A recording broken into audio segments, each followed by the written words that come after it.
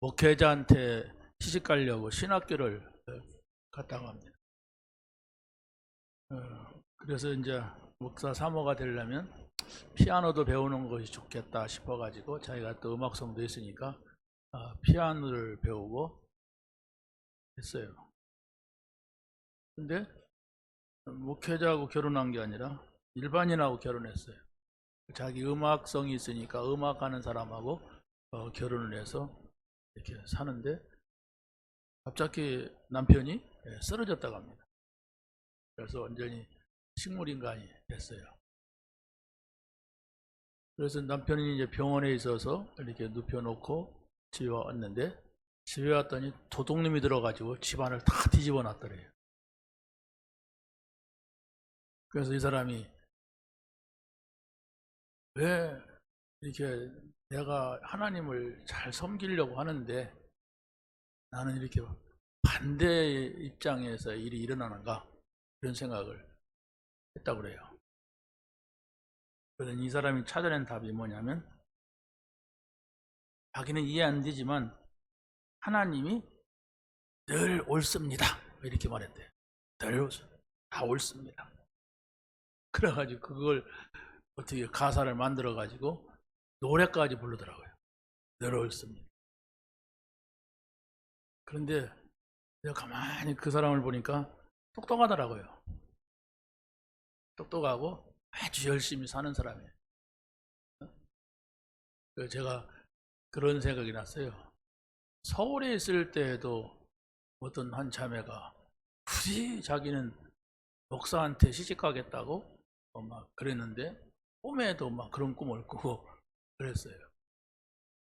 근데 제가 이제 수원에 왔을 때 진짜 그 사람한테 맞는 노총각이 있어서 소개를 했더니 8월 달에 결혼하더라고. 만난 지 한 달 만에. 부디 저렇게 정신없이 나이는 좀 많았었지만은 그렇게 결혼할 필요가 뭐 있는가 그랬어요. 그러더니 아무튼 애를 둘 낳고 사는데 가끔 연락이 오면 보니까 늘 싸우는 거예요. 정신없이 싸워요. 막 어떤 때는 내 앞에서 싸워, 막 둘이서. 내가 서울에 가서 그 여자도 아무튼 피아노를 배웠어. 피아노를 배웠는데 거기서 제가 다락방을 했어요. 근데 거기서도 둘이서 싸우는 거예요. 여자 막 넘어뜨리고 막. 그 두 사람의 특징이 열심히 했어요.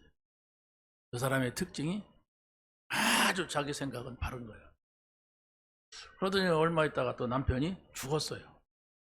뭐 오토바이 타고 가다가 죽었는데 아무도 못 봤으니까 이 사고 낸 사람이 덮어 씌운다고. 그래서 이걸 어떻게 쓰면 좋겠냐고 말.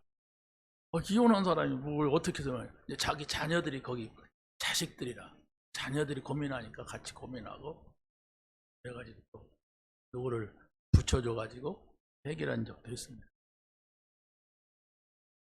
사람들이 볼 때에는 문제 없는데 이 사람들이 하나님의 소리를 들을 줄 모른다. 하나님의 소리를 들으려면 내 생각이 내려놔야 돼. 세상에서 살 때에는 늘 내 생각이 옳아요. 그래야 삽니다. 그러잖아요? 내 생각이 늘 틀리다고 생각하는 사람이 어떻게 세상을 살고, 또 세상에서는 부지런해야 되고 열심히 살아야 돼요. 근데 우리가 하나님 앞에서는 게을러야 된다는 얘기가 아니라 하나님의 뜻이 무엇인가 언제든지 이 앞에서 시작할 수가 있어야 됩니다. 그걸 무시하면은 나는 열심히 살려고 하는데 나하고 다른 정반대의 일들이 자꾸 일어난단 말입니다. 그래서 우리는 또 이렇게 보면은 전부가 하나님을 모를 때는 무속의 배경들이 다 있어요. 무속 배경이 있는 사람들을 또 보면 어떤 사람은 교회를 왔는데도 가끔 가다가 그 무속 세계에 대한 어떤 그 휠이 이렇게 오는 사람들이 있어요. 꿈을 꾼다든가 뭐 다 꾸지만은 뭔가 막 소리를 듣는다든가 뭔가 그런 부분에 예민해. 뭔 소리가 들려도 그냥 뭔 소리냐 하고 지나가지만, 그런 사람들은 작은 소리, 뭔 소리도 굉장히 뭐 해석하려고 하고 이렇게 설명을 들으려고 하고 이런단 말이에요. 그러니까 이런 바탕을 치유를 받아야 돼. 그러지 않으면 여러분들이 하나님의 말씀이 맞아도 내 속에 들어오지 않아요. 틀리단 말이에요. 내 깊은 속에는 틀려. 또 우리가 불교라든가 유교 배경이 있잖아요. 이 종교들이 다 나쁜 것은 또 아니잖아요. 그러니까 이런 것들이 우리 삶의 문화로 들어왔어요. 살아가는데 필요한 걸로. 그러니까 심지어 제사 지내는 것은 사실은 불교가 아니고 유교 문화입니다. 부모에게 효도하고 어른한테 이렇게 잘하고 하는 거 나쁜 거 아니잖아요. 그러니까 조상을 숭배하라, 조상이 없는 놈이 어딨냐 뭐 이러면서 조상을 잘 섬기라고, 맞잖아요. 그런데 우리가 기독교 입장에서 볼 때는 그게 우상이고 거기에서 귀신을 섬기는 일이기 때문에 그것을 하면은 안 된다 이겁니다. 그런데 그런 것들이 고리가 있는데 끊지를 못한단 말이에요. 그러니까 어떤 사람은 가정이 다 안 믿으면 나는 뭐 절은 안 하지만 차려준다 뭐 이렇게 말하는 사람도 있고 뭐 별 변명을 다 하잖아요. 어찌됐든 간에 그런 것들이 나하고 뭐 알게 모르게 연결이 돼 있어요. 그러니까 내가 그것을 적극적으로는 하지 않아도 간접적으로 그 영향과 그걸 하고 있단 말이에요. 그래서 하나님께서는 아브라함에게 와라, 본토 친척 아버지 집이냐 나와라, 내가 내게 지시할 땅으로 가라 했던 겁니다. 완전히 우상을 끊어라. 그러지 않으면 내가 영향을 입습니다.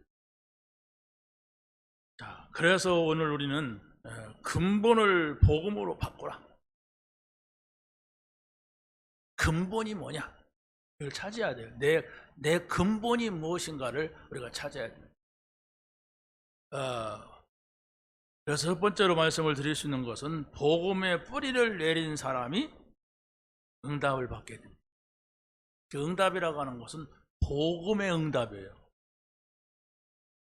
복음이 아니어도 여러분이 응답받을 수가 있어요. 뭔가를 한 가지를 놓고 계속 생각하면 그것이 보입니다. 아, 이렇게 하면 되겠구나, 이렇게 하면 되겠구나. 그게 아니란 말이에요. 우리에게는 쓴 뿌리, 다시 말하면 복음 받기 전에 내려진 이 쓴 뿌리를 우리가 바꾸지 아니하면 고난의 길을 걸어가요. 내가 신앙생활 열심히 하는데, 잘 하려고 하는데, 모든 일에 나는 적극적인데, 나는 열심인데 내가 고난이 찾아온단 말이에요. 그게 복음이 아니면 영적인 데서 오는 문제라고 하는 사실을 모른단 말이에요. 영적이라고 하는 것은 사단의 역사란 말이에요. 이 사단의 역사라는 것은 근본적으로 우리가 착하다고 해서 열심 낸다고 해서 똑똑하다고 해서 없어지는 것이 아닙니다. 사단의 역사는 눈에 보이지 않지만 아주 오래된 역사를 가지고 있는 겁니다. 오래된 역사 속에서 우리 인생에 개입을 했고 문제를 일으켜 왔어요. 그런데 한결같이 다 속았단 말이에요. 다 속으니까 나도 모르는 거야. 나만 속은 게 아니라 다 속았단 말이에요. 그런데 그걸 밝혀주는 책이 성경이란 말이에요.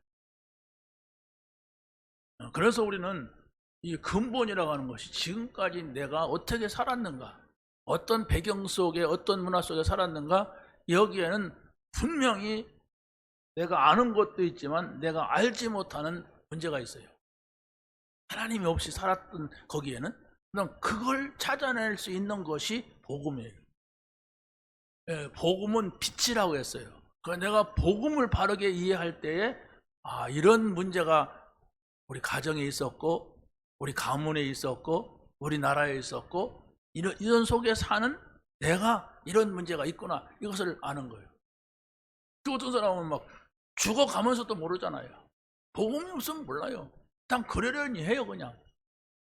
교회 와서 여러분이 앉았어도 이게 복음이구나, 이걸 깨닫지 못하면 오늘 예배 드리면서도 이 복음이 이거구나, 정말 내가 귀한 것을 가졌구나, 내가 받은 복음은 정말 모든 것이구나, 이렇게 여러분이 깨닫지 아니하면 안 보여요. 여러분의 열심으로 살아가면 된다고 합니다. 부지런하면 된다고 합니다. 내가 착하면 된다, 이렇게 살아야 된다, 내 삶의 철학은 이렇다, 이렇게 말합니다. 그럼 다른 사람들이 복음 없는 사람이 볼 때는 저 사람 멋있어, 정신이 있어, 자기 정신 똑바라, 이렇게 말합니다. 그럼 또 거기서 우쭐합니다. 멋있다고 하니까, 바르다고 하니까, 똑똑하다고 하니까 이렇게 한단 말이에요. 근데 그게 사단이 속이는 거예요. 여러분 이해하십니까? 사람이 뭐 그렇잖아요. 여러분 이따가 누가 만났을 때 좋은 옷을 입었습니다, 멋있습니다, 그러면 안 잊어버려요. 여러분 기억합니다. 그게 사람이에요. 근데 그게 복음을 위해서는 해가 된다는 거. 그래서 바울이 버린다. 내가 지금까지 내가 자랑하는 거 너무 많았다. 나는 유대인이라고 하는 거, 히브리 사람이라는 거, 나는 뭐 철학을 했다는 거, 나는 뭐 했다는 거, 이게 배설물이더라. 내가 이걸 버리지 아니하면 내가 그리스도를 알 수가 없더라. 나는 복음을 알수록 이게 얼마나 나에게 해가 된다는 것을 내가 알았다. 그래서 오직 그리스도만을 표대 삼고 나는 간다, 이랬던 겁니다. 그래서 여러분이 정말로 교회에 와서는 복음 속으로 깊이 들어갈 수 있는 여러분의 개인적인 시간과 또 예배 시간과 만남이 돼야 돼요. 많은 좋은 친구를 만나고 좋은 얘기를 들었다고 하는 것이 아닙니다. 교회에 오면 그럴 수 있죠. 교회에 오면 누가 나쁜 소리도 안 하고 그렇지 않습니까? 교회에 오면 있을 수 있지만은 사기꾼도 없고 다 좋은 척하죠. 말도 가려하고. 그런데 그게 중요한 건 아니에요. 여러분은 정말로 복음을 발견하고 찾아내고 복음의 결론을 내는 오늘 예배가 되시기를 예수님의 이름으로 간절히 축원합니다. 자, 그래서 우리는 히브리서 12장 15절에 보면 이런 말씀이 있어요. 한번 읽어보겠습니다. 시작. 너희는 하나님의 은혜에 이르지 못하게 하는 자가 없도록 하고 또 쓴뿌리가 나서 괴롭게 하여 많은 사람이 이로 말미암아 더럽게 되지 않게 하며. 뭔 얘기합니까? 쓴뿌리. 쓴뿌리라고 하는 것은 나의 삶을 괴롭게 하는 걸 말합니다. 뭔가 내 속에 버리지 않으면 안 되는 이 쓴뿌리. 그게 바로 뭐냐면 복음 받기 전에 가지고 있던 상처. 무슨 상처입니까? 언제 상처 받습니까? 실패할 때 상처를 받아요. 그리고 바로 세상에서의 성공. 이것도 영적으로서는 되게 문제가 됩니다. 여러분이 하나님이 없이 잘 된 사람들 예수 믿던가요? 자신만만하죠. 이렇게 하면 된다. 그런 게 있단 말이에요.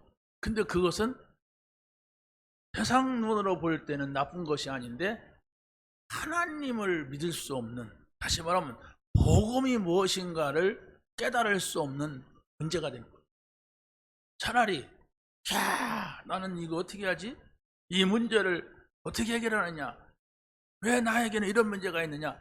이 사람이 하나님이 보실 때는 더 좋은 것이에요. 왜? 이 세상에서 아무리 성공하고 이 세상에서 아무리 좋은 걸 가지고 있어도 오래 못해요. 그거 멀지 않아서 놓지 않으면 안 되는 그런 시간표가 옵니다. 그런데 사람들은 그거 잡으려고 발버둥을 친단 말이에요. 그거 가지려고 교회 와서 노력을 한단 말입니다. 그러면은 복음이 내게 없게 되는 거예요. 교회 와서도 세상의 성공, 교회 와서도 세상의 인정, 교회 와서도 세상의 어떤 그 욕구를 채우려고 한다면은 어려운 겁니다. 이게 복음을 들을 수가 없어요. 들어도 그냥 아는 것뿐이죠. 왜? 머리가 있으니까 알죠. 근데 내 마음은 허전합니다. 공허합니다. 행복하지 않아요. 좋은 걸 가졌다면 마음에 행복이 있어야 돼요. 좋은 걸 가졌다면 내 마음에 평안이 있는 거예요. 모르겠어요. 저는 그랬어요. 아, 이게 귀하구나 할수록 내 마음에 평안이 있고 기쁨이 있었어요. 그런데 아무리 복음을 들어도 알겠는데 내 마음은 그렇지 않아. 내 마음은 뭔가 또 비어있어. 또 다른 것으로 채워야 되겠어. 그래서 막 끊임없이 헤맨단 말이에요. 이거 먹으면 될까, 저거 먹으면 될까, 저거 먹으면 될까, 이런단 말이에요. 여러분이 빨리 결론 내야 됩니다. 복음은 모든 것이다. 제 말이 아니고 예수님이 그랬어요. 예수님이 그것도 막 잔치집에서 말한 것이 아니고 십자가에서 죽으시면서 안 끝냈다. 그 말씀 하나 잡으면 돼요. 십자가에서 죽으신 예수님이 다 이루었다. 어떤 문제가 여러분 앞에서 다 끝난 것이다. 이렇게 여러분이 인정을 해야 하나님의 영이신 성령이 우리 마음속에 찾아오세요. 이 한 사람입니다. 여러분의 가정에 이 한 사람, 교회에 이 한 사람, 정말로 어디 직장이든지 이 한 사람이 중요한 거예요. 한 사람이. 이게 복음입니다. 복음 받은 나는 어떤 사람이냐 라고 할 때에 그리스도가 주인 되고 나는 그의 종이 되고 사람의 종이 될 수가 있는 겁니다. 그래서 고린도후서 4장 5절 보면 이런 말씀이 있어요. 시작. 우리는 우리를 전파하는 것이 아니라 오직 그리스도 예수의 주 되신 것과 또 예수를 위하여 우리가 너희의 종된 것을 전파함이라. 우리가 오직 그리스도 예수의 주 되신 것, 예수님이 나의 주인 되신 것, 이것도 쉽지 않잖아요. 네, 지금까지는 내가 모든 걸 주장하고 어디 자리에 가도 내가 주장했어, 내가 옳다고 했어, 내가 이끌었어. 그런데 이제는 그리스도께서 나를 이끌겠다는 거예요. 그리스도가 나의 주인이라는 거예요. 이게 쉽습니까? 적극적으로 사는 사람일수록 어려워요. 적극적으로 사는 사람. 소극적으로 사는 사람은 또 가능합니까? 아니에요. 소극적으로 사는 사람도 다 자기 생각이 고집이 있어요. 발견해야 됩니다. 예수가 그리스도 되심이 발견돼요. 그래서 예수님이 그리스도구나. 내가 해결할 수 없는 문제의 해결자구나. 이걸 여러분이 발견할 때만이 주님은 나의 주인이 되십니다. 주님은 정말로 모든 것이 옳습니다. 이렇게 말할 수가 있어요. 자, 그래서 우리는 이제 새 뿌리를 가지고 있어야 진정한 성공을 할 수가 있어요. 새 뿌리가 뭐냐? 제가 이게 덕평에 훈련 가다 보면요, 가까이 가서 왼쪽에 논이 있어요. 논이 있으면 논이 이렇게 큰 논이 아니라 몇 자락이 있어요. 있는데 제가 이제 시골서 이렇게 모내기 하는 것을 봤고 거두는 걸 봤기 때문에 그걸 딱 쳐다보면 가면은 모내기를 했구나, 이걸 보여요. 그리고 또 다음 달에 또 가면은 이 모가 땅내를 맡았구나. 시골 사람 아니면 땅내가 뭔지 모를 거예요. 땅에다가 뿌리를 내려가지고 벼가 까맣게 되는 거예요. 처음에 딱 심으면요, 이 모가 노래끼리 해요. 이렇게 모판에서 뽑아다가 심었기 때문에. 지금은 뭐 이렇게 기계로 이렇게 하지만 옛날에는 논에다가 심어갖고 다 뽑았어요, 손으로. 그럼 저 뿌리가 상하잖아요. 그걸 이게 심으면은 뭡니까? 거기서 이제 새롭게 뿌리를 내려요. 근데 딱 뽑아보면은 옛날 모판에 있을 때의 뿌리는 죽었어요. 그리고 새 뿌리 하얗게 나와요. 하얗게 나와서 이제 그것이 뿌리를 내려야 이제 벼가 한 3개, 4개를 심었다면은 거기서 막 계속 새끼 쳐서 막 이만큼 되죠. 처음에는 딱 몇 개 심잖아요. 그런데 나중에는 새끼 쳐갖고 이만큼 돼갖고 이삭이 나오고 이렇게 한단 말이에요. 무엇입니까? 우리는 예수 믿기 전에 뭔가를 두고 살았습니다. 그걸 확실하게 두고 산 사람일수록 세상에서는 그래도 저 사람은 뭐가 있어? 이렇게 말합니다. 이것도 아니고 저것도 아니고 막 이런 사람 보면 아이고 저 사람 저거 뭐야? 이렇게 한단 말이에요. 그런데 확실하게 사는 사람일수록 뭔가 자기 뿌리가 깊다는 겁니다. 여러분이 바르게 산 사람일수록 누구도 흔들 수 없는 그 뭔가가 있단 말이에요. 그게 이제 복음을 받을 수 없는 그런 것이 돼요. 여러분이 듣기가 무리가 될 수가 있어요. 그러면은 뭐 복음 외에는 아무것도 아니란 말이냐 이럴 수가 있습니다. 그렇습니다. 여러분들이 이 복음을 내가 받을 수 없는 상태에 뭔가가 내게 있는데 그걸 발견하지 못하면 나는 복음 받고도 내 마음은, 내 영은 저 세상 복음 안 받은 사람과 거의 비슷합니다. 언제? 세상에 갔을 때. 언제? 막 이익 손해가 올 때 다 그렇더라고요. 똑같아요. 불신자나 신자나. 그러나 여러분이 이 복음을 발견하고 그리스도가 하나님이시구나. 그리스도만이 나의 문제, 모든 문제를 해결하시는 분이시구나. 이것이 여러분에게 깨달아져야 여러분의 생각이 바뀌어요.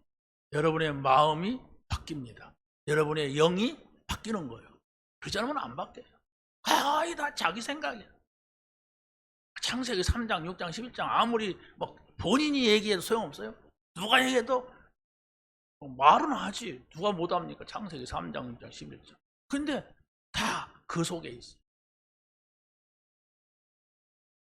그래서 저 자신도 그래. 저 자신도 화나봐요. 창세기 3장으로 얼른 돌아가지. 다 그래요. 다 그런데 그러면 이런 문제를 내가 오직 그리스도 하면서 그리스도 때문에 기뻐하고 감사하고 하다가도 밖에 나가면 아닌 인간들이 더 많거든. 그래서 그 인간들이 나를 손해를 주거든. 그때는 싹 들어온다고. 어떻게 해야 됩니까? 방법이 없어요. 방법이 없어요. 뭡니까? 복음을 받은 것은 사실인데 복음의 능력은 우리가 그리스도의 이름으로 기도할 때 나타나는 거예요.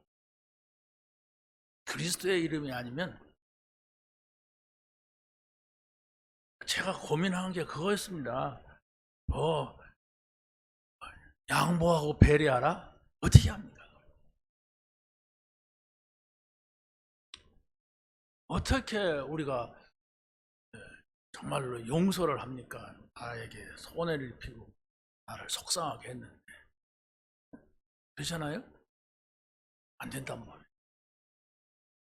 어떻게 우리가 정말로 초월을 합니까? 문제를 실제적으로 할 수가 없어요. 근데 복음만이 가능하게 합니다.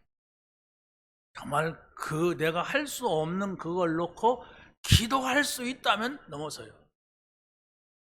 왜? 기도한다고 하는 것은 내가 한번 해보겠다는 게 아니라 그걸 넘어설 수 있는 용서하려면 기다려야지, 기다릴 수 있는 힘을 하나님이 줘야지. 굉장히 기다린다고 하는 것도 괴로워서 기다린다면 기다림이 아니거든요. 분을 막 참지 못하면서 막 이런다면 그건 기다림이 아니에요. 근데 주를 바라보면서 우리가 기도한다면 하나님은 반드시 주의 이름으로 성령이 역사한단 말이에요. 그런 여유, 그런 시간을 내가 가지고서 주를 바라볼 때에 라고 하는 복음을 발견하게 됩니다. 그런 거구나. 그게 복음이구나. 이렇게 깨닫게 되는 겁니다. 여러분이 많이 배우잖아요. 아무튼 뭐 우리 단체 같이 많이 배우고 우리 교회 같이 열심히 배우는데 어디 갔어요?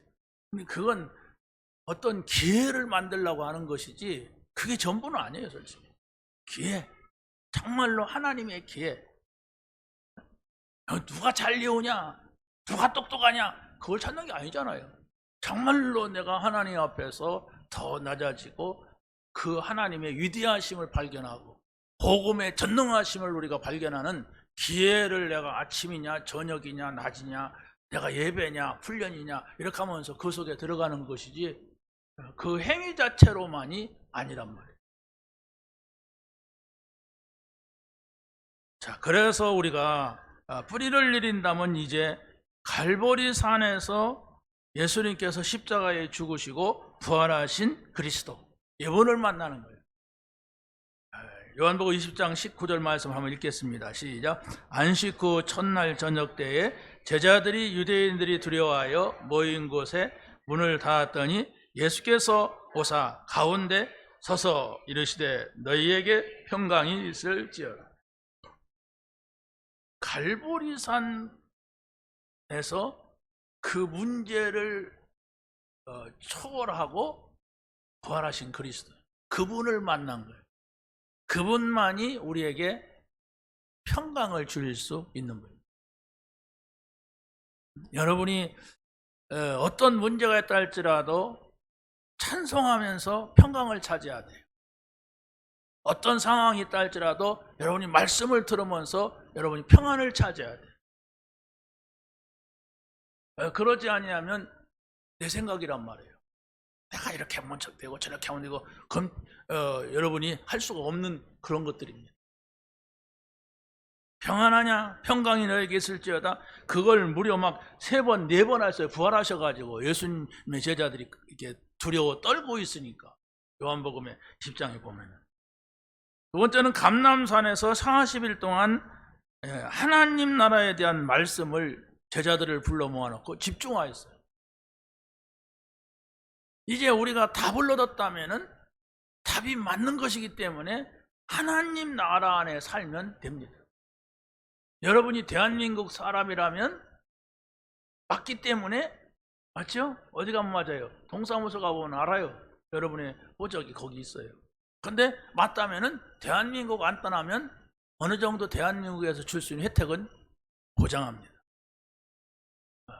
근데 대한민국에 줄 수 있는 혜택이 모든 것은 아니에요.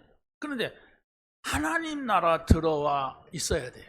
구원받은 사람이 맞다면, 예수가 그리스도라는 사실이 맞다면 우리가 잠깐 실수로 나갈 수도 있어도 어떤 내 육신적인 것 때문에 나갈 수 있어도 하나님 나라 안에 있는 사람이냐 밖에 있는 사람이냐, 이것은 여러분이 이제 신앙이 성숙한 사람은 금방 알죠. 이거는 내가 양심상으로도 하나님 나라가 아니다, 하나님과 함께 있는 거야 아니다, 이런 걸 알죠.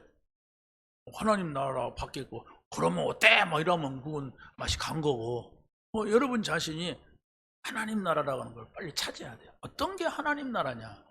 눈으로 보인다면은 우리가 쉽겠는데 그렇지 않잖아요. 눈에 보이지 않지만 하나님과 함께 하는 거, 기도하는 거, 예배하는 거, 또 뭐가 있을까? 전도하는 거, 또 뭐가 있을까? 그걸 실제적으로 단어라고 해도 찾아서 여러분이 그 안에 있어야 됩니다.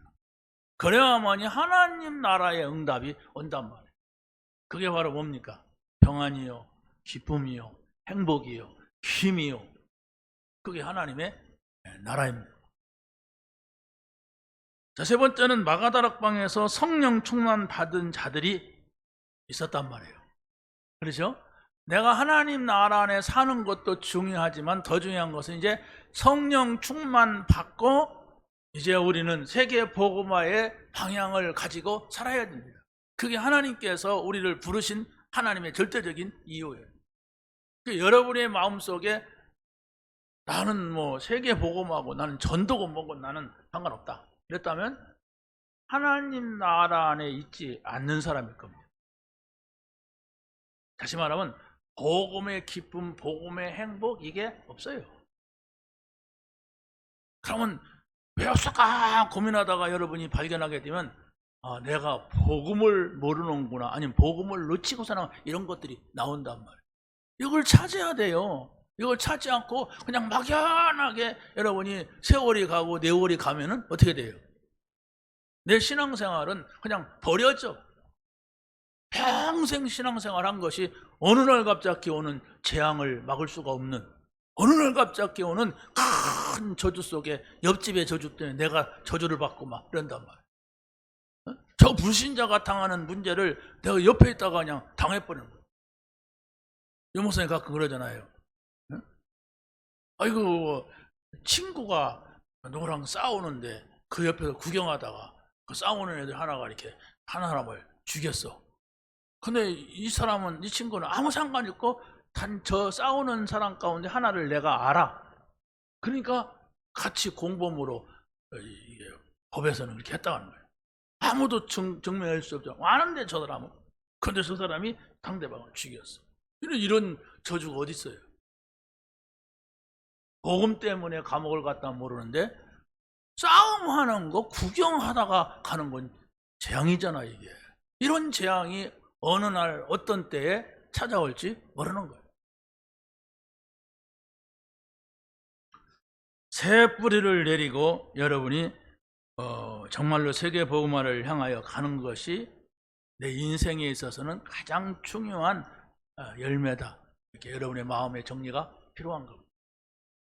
그래서 오순절을 지키려고 모였던 15나라 사람들이 뿌리를 바꿨어요. 지금까지는 유월절, 오순절, 수장절 이 절기 지킬 때마다 그냥 예루살렘에 와서 예배드리고 갔는데 이 사람들이 15나라 사람들이 더 왔겠죠. 오기는. 그런데 이 사람들이 와가지고 어떻게 했습니까?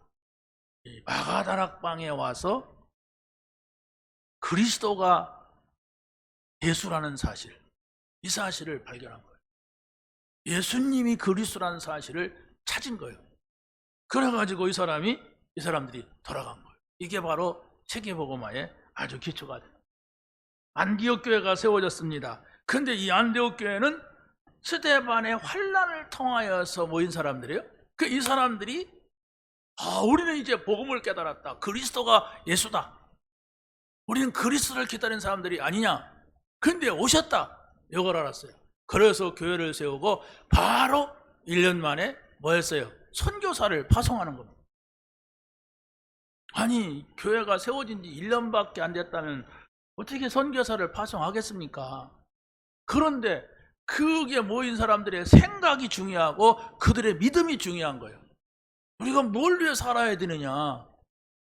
여기에서 가장 정말 예수님을 잘 알고 따라다녔던 바나바하고 확실하게 부름받은 사울, 이 두 사람을 보내자. 거기서 좀 괜찮은 사람이 가장 확실한 사람을 안디옥 교회에서 선교사로 파송한 거예요.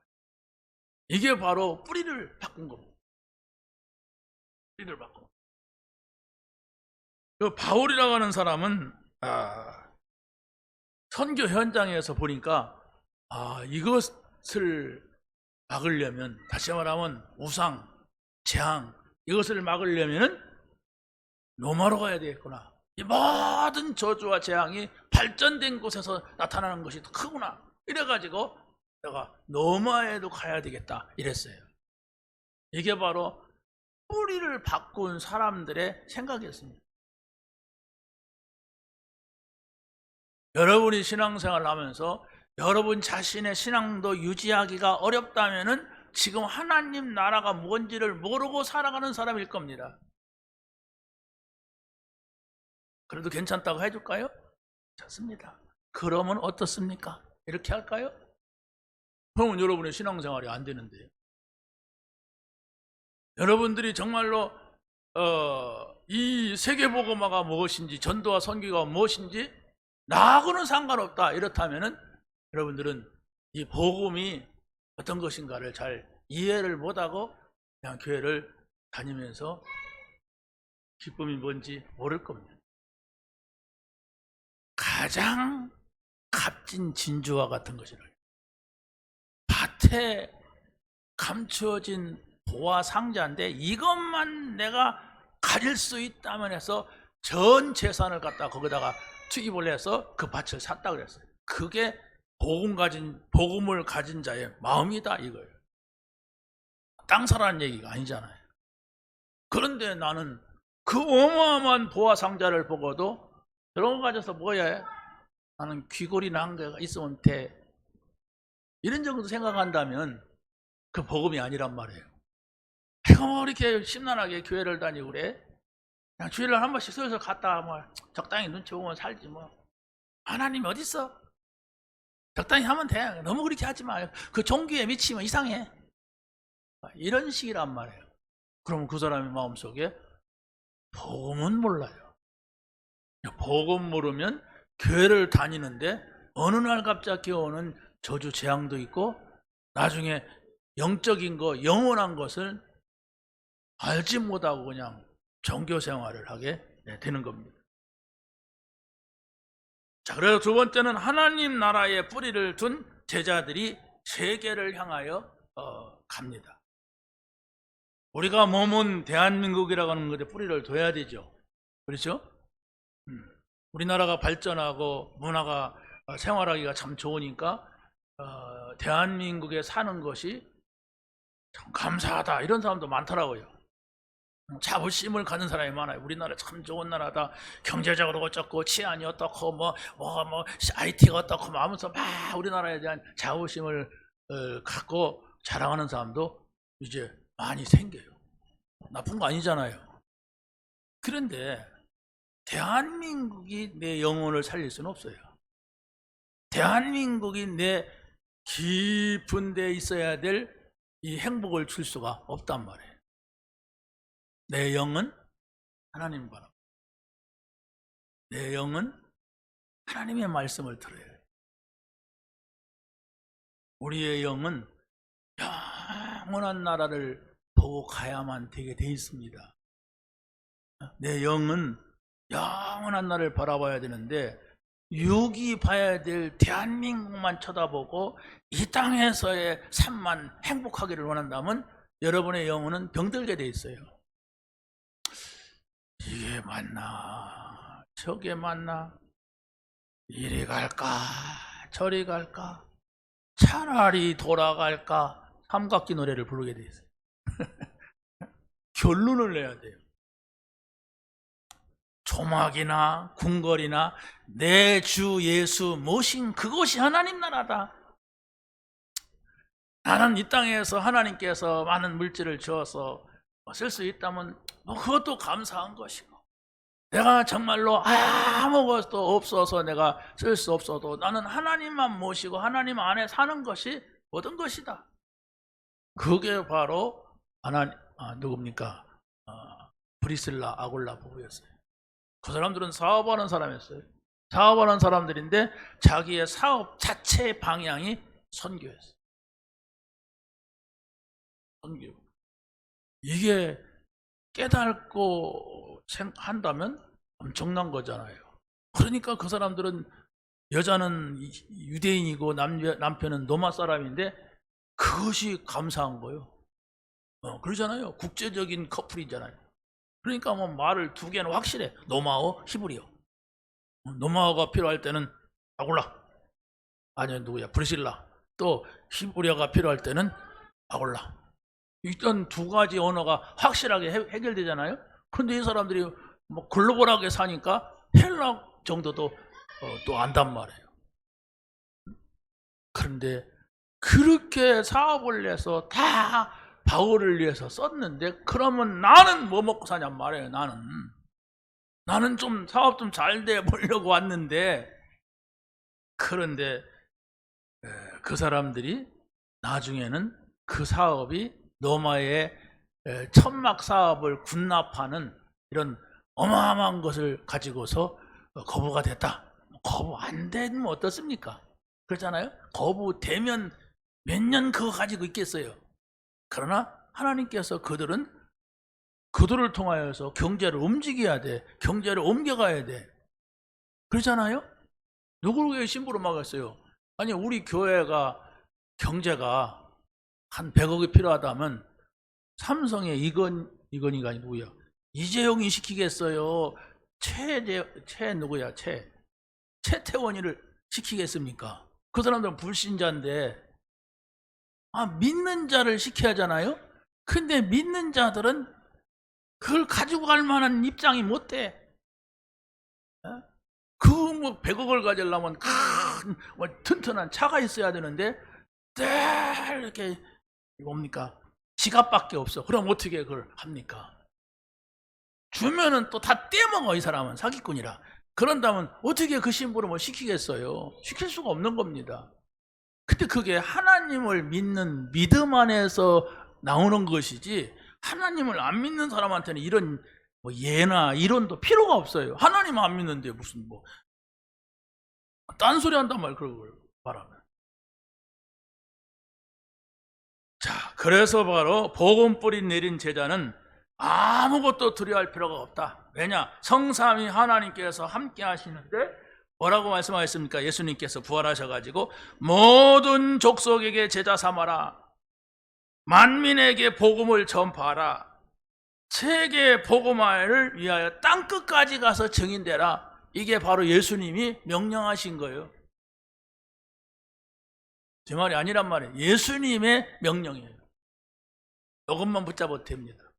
내가 복음을 깨닫고 무엇을 내가 위해 살을까 했는데 예수님께서 부활하셔가지고 말씀하신 이 말씀, 마태복음 28장 16절부터 20절, 마가복음 16장 15절부터 20절, 또 사도행전 1장 8절의 말씀을 나의 인생의 모토로 삼겠다, 뿌리로 삼겠다, 이걸 붙잡고 내 인생을 계획하고 설계하겠다.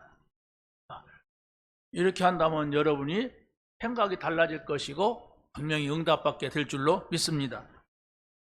기도의 뿌리를 내린 제자는 자기 유익을 구하지 않아도 됩니다. 그게 바로 뭡니까? 하나님 나라 안에 모든 것이 있기 때문에 하나님 나라만 구하면 돼요. 자, 그래서 제자는 하나님 나라를 유업으로 얻었다는 사실을 이건 여러분들이 믿으면 됩니다. 마태복음 6장 10절에 보면 이런 말씀이 있어요. 시작. 하늘에 계신 우리 아버지여, 이름이 거룩히 여김을 받으시오며 나라가 임하시오며 뜻이 하늘에서 이루어진 것 같이 땅에서도 이루어지이다. 이랬어요. 어디 나와요? 마태복음 6장 10절에 나와요. 근데 또 어디 나와요? 주기도문에 나와요. 근데 우리가 늘 하나님 나라를 그 안에 있기를 원하지만은 실제는 우리 삶이 하나님 나라 밖에 있기 때문에 문제란 말이에요. 하나님 나라 안에 사는 것이 무엇인가를 알면 돼요. 여러분은 한 번도 대한민국을 떠나보지 않은 사람이 있을 겁니다. 그러면 비행기는 안 탔겠죠? 그렇죠? 제주도나 갈까 그런 건데, 그러니까 대한민국을 떠나보지 않은 사람은 걱정할 거 없어요. 그냥 살면 돼요. 그런데 우리 영은 늘 하나님 나라 밖에 있었단 말이에요.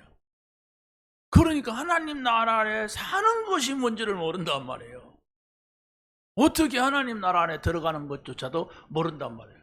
그게 바로 예수가 그리스도라고 하는 사실, 이 사실을 여러분이 확실하게 기쁨으로 받아들일 수가 있어야 됩니다. 평안으로 받아볼 수가 있어야 돼요. 정말로 모든 것을 다 어떤 마음으로 받아들여야 하나님 나라 안에 들어오게 되는 겁니다. 전도의 뿌리를 내린 제자는 염려나 속단하지 않아도 됩니다. 왜? 모든 하나님의 사랑과 그의 삶은 하나님의 계획대로 되기 때문에 그렇습니다. 스데반 한 사람을 죽이면은 교회가 없어지는 줄 알고 스데반을 죽였어요. 그런데 보세요. 사도행전 11장 19절이 그 말씀이죠. 한번 읽겠습니다. 시작. 그때 스데반의 일로 일어난 환란으로 말미암아 흩어진 자들이 베니게와 구브로와 안디옥까지 이르러 유대인에게만 말씀을 전하는데 그랬어요. 스데반의 환란은 스데반이 순교당한 것을 말합니다. 그래서 안디옥 교회가 세워졌는데 이 안디옥 교회는 생명 건 전도 제자가 아니라 선교 제자들이 쫙 모인 거예요. 그냥 선교제가 아니라 생명을 걸었어요. 이것만이 우리 인생의 최고의 가치다. 이걸 위하여서 우리가 살자. 그랬습니다. 그래서 바로 하나님의 이 선교 방향을 바울을 통하여서 저 소아시아, 터키 지역, 거기가 소아시아거든요. 그걸로 틀다가 지금은 마게도니아로 가면 이제 저 노마로 가는 겁니다.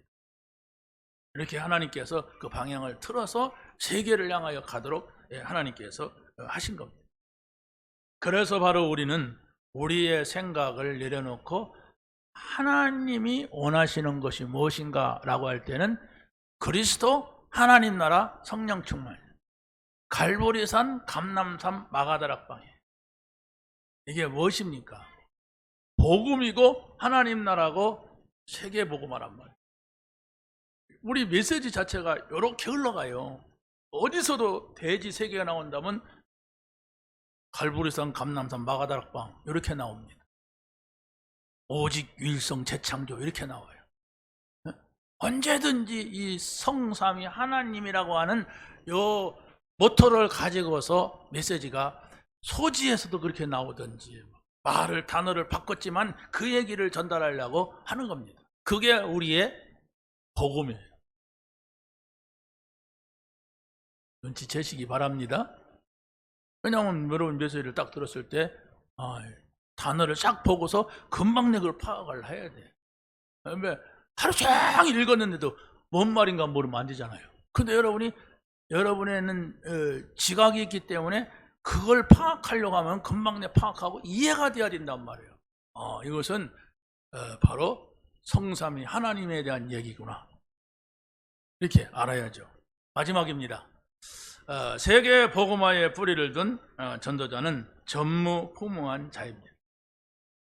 그래서 하나님께서는 이 전도자를 병사로, 경기자로, 농부로 불렀다고 하는 거예요.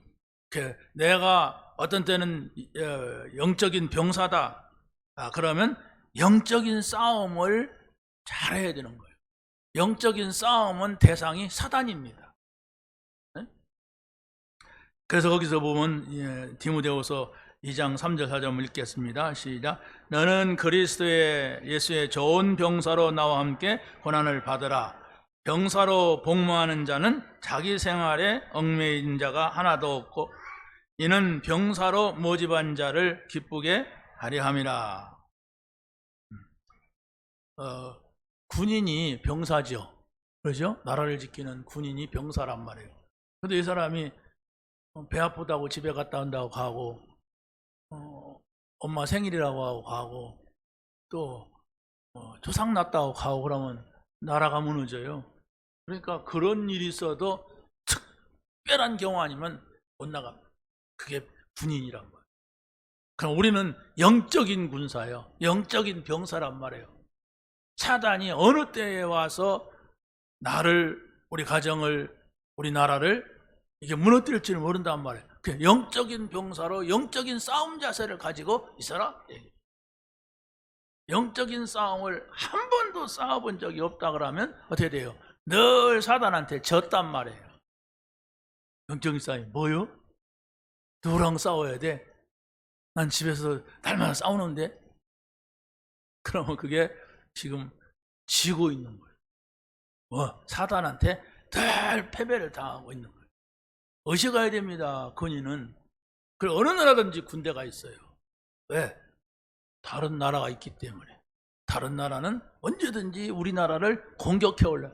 그러니까 어떤 때는 북한이지만 어떤 때는 저 일본이고 어떤 때는 저 중국이고 막 이러는 거예요.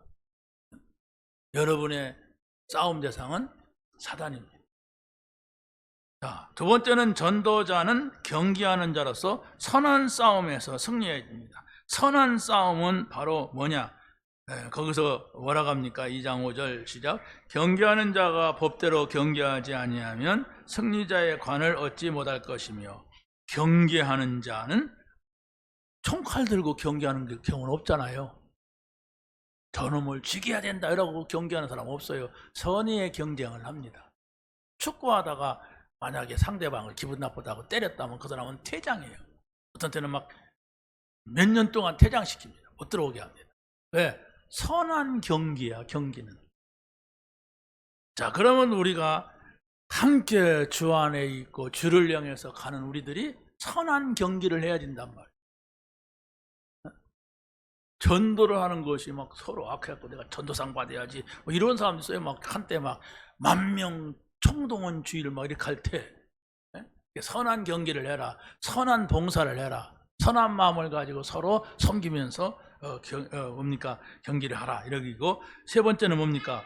전도자는 수고하는 농부로서 살리는 싸움을 싸워야 된다 그랬어요. 읽겠습니다. 시작. 수고하는 농부가 곡식을 먼저 받는 것이 마땅하니라. 내가 말하는 것은 생각해 보라. 주께서 범사에 내게 청명을 주시리라. 농부는, 농사하는 사람은 씨앗을 받아요. 그렇죠? 그 씨앗을 심습니다. 그것이 뭡니까? 우리가 복음을 받는 사람들입니다. 복음을 받아야 복음을 심을 수가 있어요. 내가 복음을 받지 아니하면 복음을 심을 수가 없다는 거예요. 그래서 우리는 이 복음을 가지고 사람을 살리는, 생명을 살리는 사람이다. 이 정신 세 가지가 우리에게 절대적으로 필요한 것이고, 두 번째는 전도자는 말씀과 기도로 전무후무한 것을 찾아야 되는 것입니다.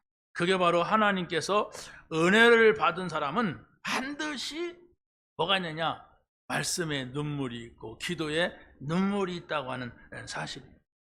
그러니까 뭐 은혜 받고 눈물 흘리는 사람은 기분 나빠서 흘리는 사람은 아니죠.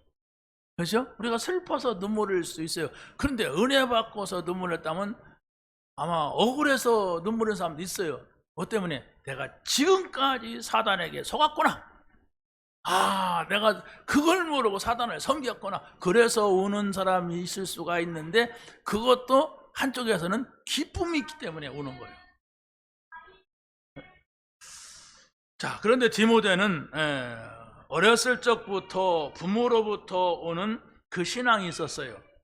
그래서 디모데후서 1장 5절에 보면 이렇게 말합니다. 시작. 이는 내 속에 거짓이 없는 믿음이 있음을 생각함이라. 이 믿음은 먼저 내 애조모 로이스와 내 어머니 윤유계 속에 있더니 내 속에도 있는 줄을 확신하노라. 아주 좋은 가정이죠. 할머니가 예수를 믿었어요. 초대 시대에, 초대교회 시대에 어머니가 예수를 믿었어요. 3대에 걸쳐서 이 복음을 가졌던 겁니다. 아주 기독교 역사가 짧은 시대잖아요, 이 당시가. 그런데 예수를 믿었단 말이에요. 그러면 그 믿음의 바탕이 있잖아요. 어디서도 떠날 수 없는 그게 있단 말이에요. 그 디모데의 아름다운 믿음이죠. 그래서 마지막으로는 전도자는 그리스도와 함께 고난을 받는 직무라고 하는 사실.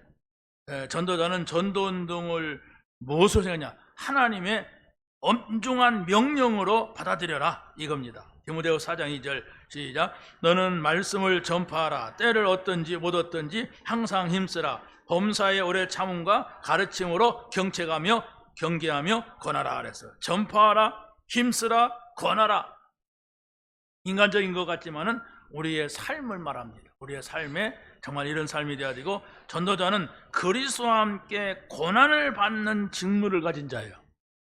우리가 그리스도를 믿으면 늘 편안한 게 아닙니다. 어떤 때는 불신자와 싸움이 일어나기도 하고 사단과의 싸움이 일어나는 것은 힘든 것이 되기도 합니다. 그러나 분명한 것은 전도자는 다시 오실 주님께서 면류관을 예비해 놓고 있다는 사실을 우리가 붙잡아야 됩니다. 디모데후서 4장 8절 읽고 마치겠습니다. 시작. 이제 흐르는 나를 위하여 의의 면류관이 예비되었으므로 주 곧 의로우신 재판장이 그날에 내게 주실 것이며 내게만 아니라 주의 나타나심을 사모하는 모든 자에게 도니라. 이 날이 다가오게 되는 겁니다. 우리의 신앙은 어떤 것이 아니에요. 우리의 믿음은 반드시 예수님께서 오시는 그날을 바라보고 우리가 가는 겁니다. 여러분에게 이 은혜가 한 주간 동안 누려지게 되기를 예수님의 이름으로 간절히 축원합니다. 하나님 감사합니다. 오늘 주신 말씀 정말로 아버지 하나님 근본을 복음으로 바꿀 수 있는 저희들이 되게 하여 주옵소서. 그래서 어디에 있든지 하나님 나라가 이루어지며 어디에 있든지 이 복음을 증거하는 세계 복음화에 쓰임받는 우리 모두가 되게 하여 주옵소서. 예수 그리스도의 이름으로 기도하옵나이다. 아멘.